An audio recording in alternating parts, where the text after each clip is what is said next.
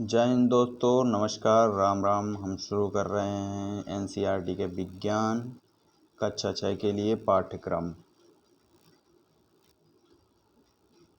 अध्याय 1 भोजन यह कहाँ से आता है। आज आपने घ-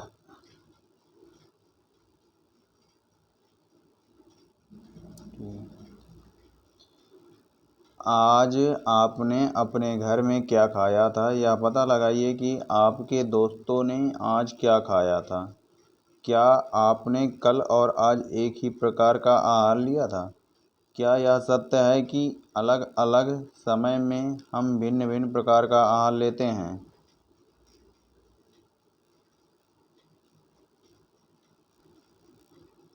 1.1 विभिन्न खाद्य पदार्थ क्रियाकलाप 1। विद्यालय में अपने दोस्तों से उन खाद्य पदार्थों की जानकारी प्राप्त कीजिए जो वे पूरे दिन में खाते हैं। यदि वे विभिन्न राज्यों के रहने वाले हों तो उनसे भी यह जानकारी प्राप्त करने का प्रयास कीजिए।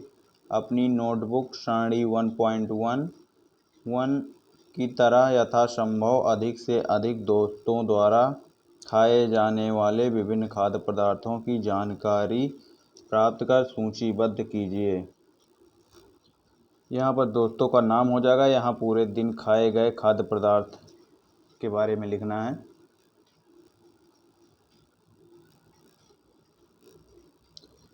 अपने भोजन में हम अनेक प्रकार की चीज़ें खाते हैं।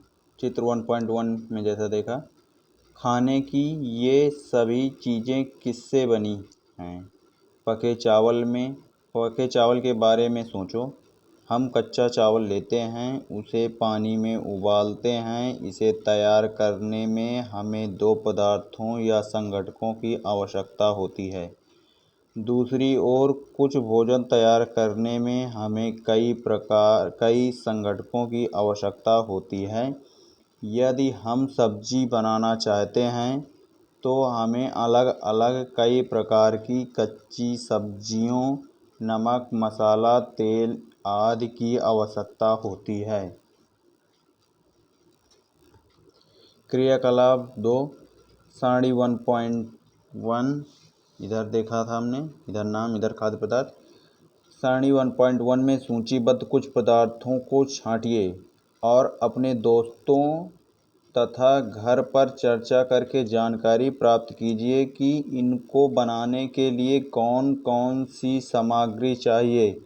इनको सारणी 1.2 में सूचित कीजिए वस्तु का नाम और उनमें प्रयुक्त कच्ची सामग्री के कुछ उदाहरण सारणी 1.2 में दिए गए हैं। कुछ अन्य को इस सारणी से जोड़िए।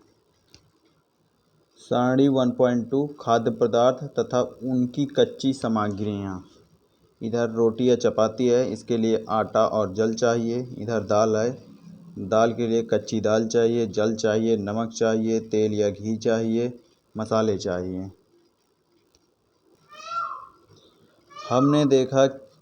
हमने क्या देखा?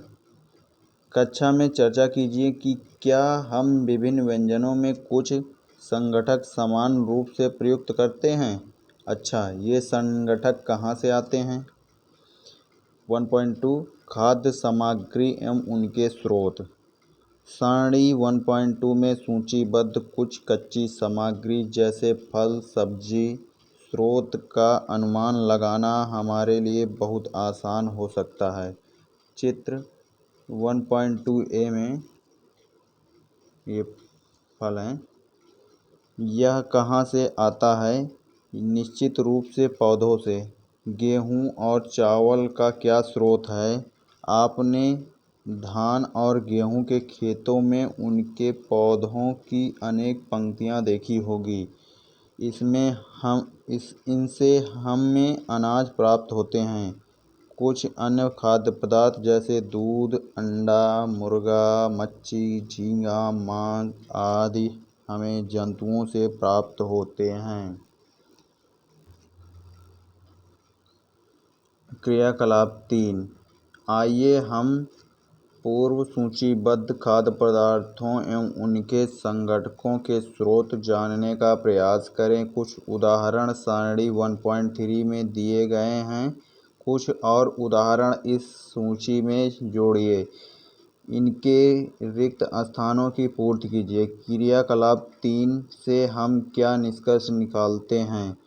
पौधे विभिन्न खाद्य संघटकों जैसे कि अन्न, सब्जी तथा फल के स्रोत हैं। फल के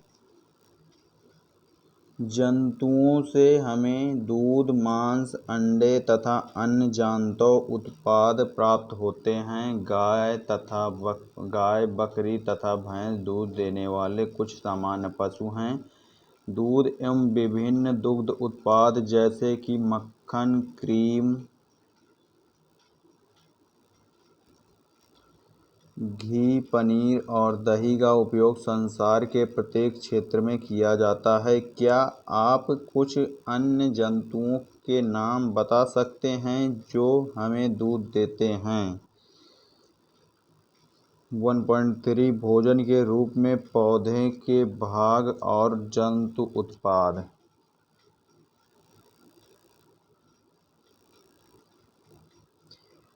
पौधे हमारे भोजन का एक मुख्य स्रोत हैं। हम पौधे के कौन से भाग का उपयोग खाद्य पदार्थ के रूप में करते हैं? हम पंक्तियों वाली अनेक सब्जियां खाते हैं। कुछ पौधे के फलों को भोजन के रूप में खाते हैं। कभी हम जड़, कभी तना तो कभी पुष्प भी भोजन के रूप में खाते हैं। चित्र 1.4 में कभी आपने सीताफल, काशी फल के फूलों को चावल की पिट्ठी में डुबोकर व तलकर पकौड़ी बनाकर खाया है? इसका प्रत्ययन कीजिए। ये सीताफल का पेड़ है।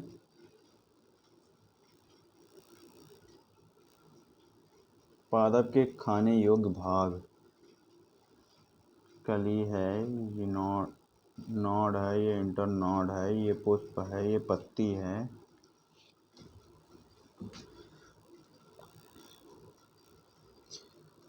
कुछ पौधों के 2 या 2 से अधिक भाग खाने योग्य होते हैं। उदाहरण के लिए सरसों के बीज से हमें तेल प्राप्त होता है एवं इसकी पत्तियों का उपयोग साग बनाने के लिए किया जाता है। क्या आप केले के पौधे के विभिन्न भागों के बारे में सोच सकते हैं जिन्हें हम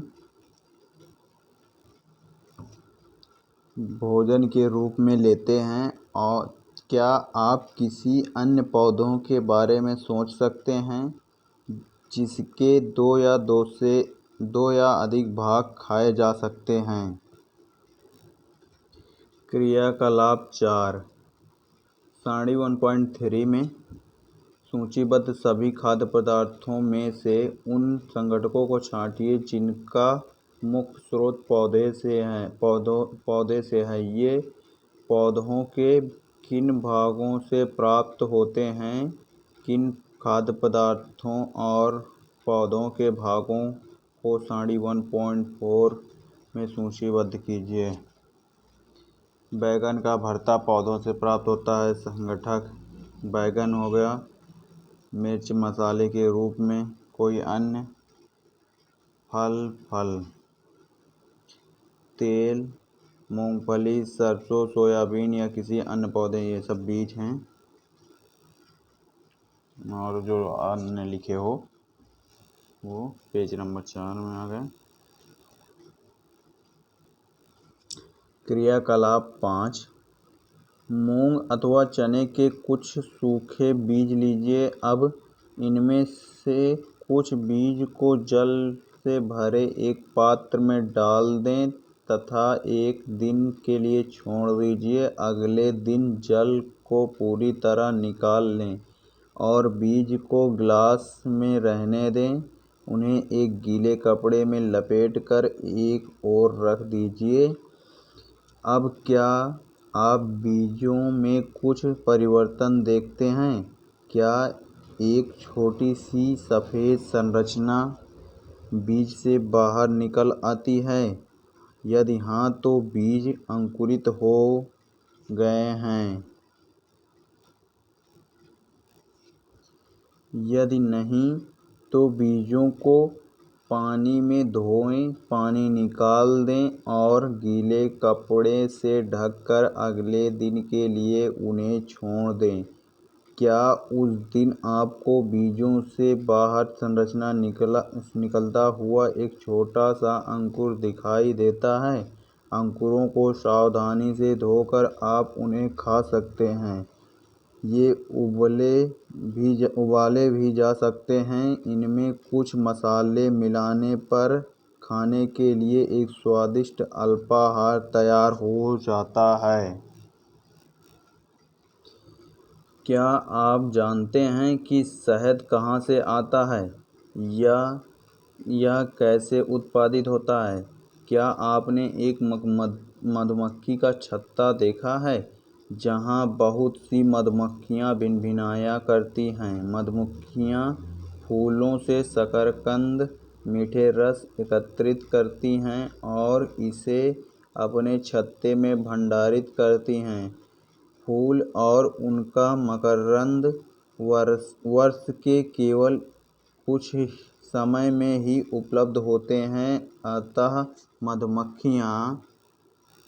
मधुमक्खियाँ इस मकरंद का भंडारण कर लेती हैं ताकि पूरे वर्ष इसका उपयोग किया जा सके। हम ऐसे छत्तों में मधुमक्खियों द्वारा भंडारित भोजन का शहद के रूप में उपयोग करते हैं। जंतु क्या खाते हैं?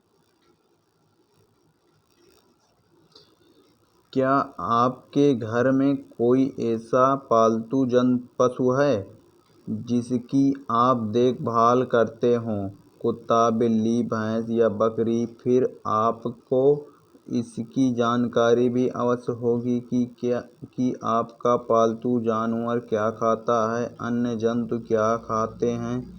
क्या आपने कभी गिलहरी, कबूतर, छिपकली या छोटे से कीट को खाना खाते देखा है?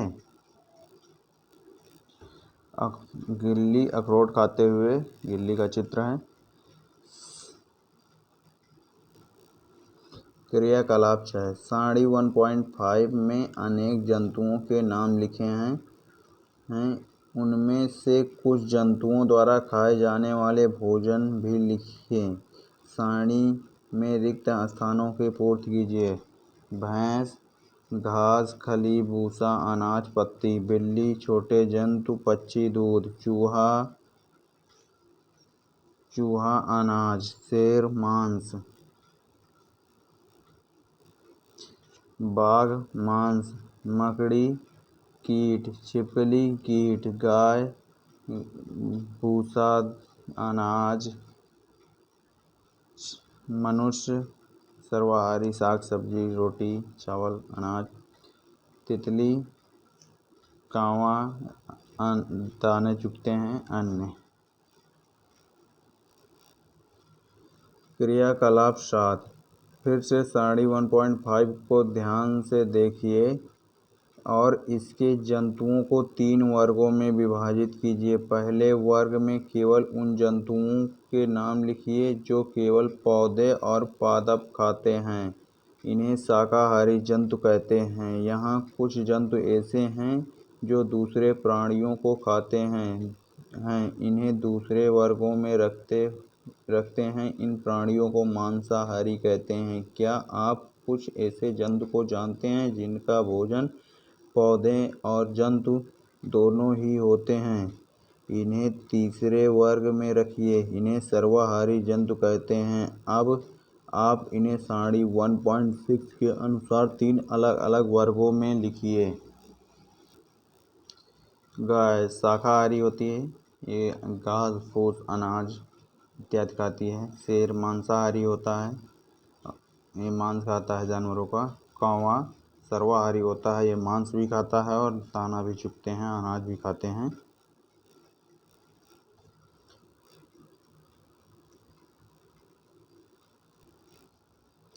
हम जानते हैं कि हममें से बहुत से लोग ऐसे हैं जिन्हें पर्याप्त भोजन नहीं मिलता है। हमें ऐसे उपाय खोजने की आवश्यकता है जिनके द्वारा देश में अधिक खाद्य उत्पादन किया जा सके। यही पर्याप्त नहीं होगा, बल्कि हमें ऐसे भी उपाय खोजने चाहिए जिनसे यह सुनिश्चित हो कि भोजन हममें से प्रत्येक को आसानी से उपलब्ध हो सके।